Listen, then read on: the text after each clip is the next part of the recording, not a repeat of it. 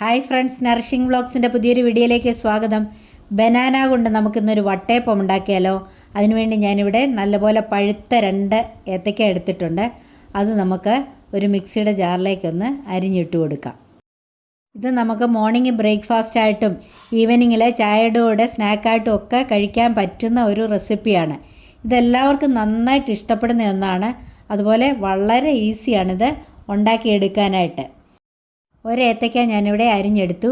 അടുത്തതുകൂടി നമുക്ക് അരിഞ്ഞെടുക്കാം. ഇത് നന്നായിട്ട് പഴുത്ത ഏത്തയ്ക്ക വേണം ഇതിന് എടുക്കാനായിട്ട്. ബനാന 2 ഞാനിവിടെ അരിഞ്ഞെടുത്തു. ഇനി ഇതിലേക്ക് ഒരു അരക്കപ്പ് ശർക്കര കൂടി ചേർത്ത് കൊടുക്കാം.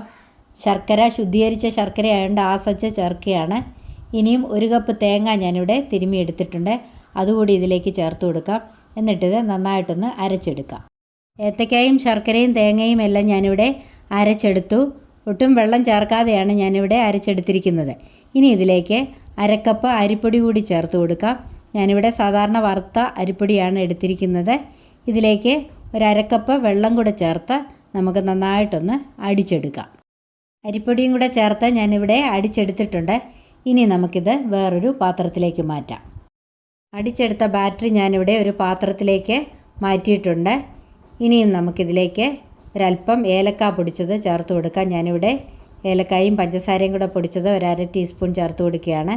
അതുപോലെ ചുക്കും ജീരകവും കൂടെ പൊടിച്ചതും 1/2 ടീസ്പൂൺ ചേർത്ത് കൊടുക്കാം. ശർക്കര ചേർക്കുന്നതിനൊക്കെ അല്പം ചുക്ക് ചേർക്കുന്നത് നല്ലതാണ്. ഇനിയും ഒരല്പം ഉപ്പുകൂടി ചേർത്ത് കൊടുക്കാം. ഇതെല്ലാം കൂടി ചേർത്തിട്ട് നന്നായിട്ടൊന്ന് മിക്സ് ചെയ്തെടുക്കാം. ഇനിയും ഇതിലേക്ക് ഒരു നുള്ള ബേക്കിംഗ് സോഡ കൂടി ചേർത്ത് കൊടുക്കാം. എന്നിട്ട് നന്നായിട്ട് ഒന്നുകൂടി ഒന്ന് ഇളക്കി കൊടുക്കാം. ഇതിനിയും നല്ലതുപോലെ ഒന്ന് മിക്സ് ചെയ്തിട്ട് നമുക്കൊരു 1 മണിക്കൂർ നമുക്കിതൊന്ന് റെസ്റ്റ് ചെയ്യാനായിട്ട് വയ്ക്കാം. ഇത് നമുക്കൊന്ന് അടച്ചു വയ്ക്കാം. നമ്മുടെ മാവ് റെസ്റ്റ് ചെയ്യാൻ വെച്ചിട്ട് 1 മണിക്കൂർ കഴിഞ്ഞു. ഇനിയും നമുക്കിതൊന്ന് തുറന്ന് നോക്കാം. ഇത് പൊങ്ങിയപ്പോഴത്തേക്ക് കണ്ടോ കുറച്ചുകൂടെ ടൈറ്റായിട്ടുണ്ട്. ഒരല്പം വെള്ളം കൂടെ ചേർത്ത് നമുക്കിതൊന്ന് കുറച്ചുകൂടെ ഒന്ന് ലൂസാക്കി എടുക്കാം. ഒരു 1/4 കപ്പ് വെള്ളം കൂടി ഇതിലേക്ക് ചേർത്ത് കൊടുക്കാം. എന്നിട്ട് നന്നായിട്ടൊന്ന് ഇളക്കി കൊടുക്കാം. ഇവിടെ കണ്ടോ ഇത് ആവശ്യത്തിന് ലൂസാക്കി എടുത്തിട്ടുണ്ട്. ഈ ഒരു കൺസിസ്റ്റൻസിയിലാണ് വേണ്ടിയത്. ഇനി നമുക്കിതൊരു മയം പുരട്ടിയ പാത്രത്തിലേക്ക് ഒഴിച്ചു കൊടുക്കാം.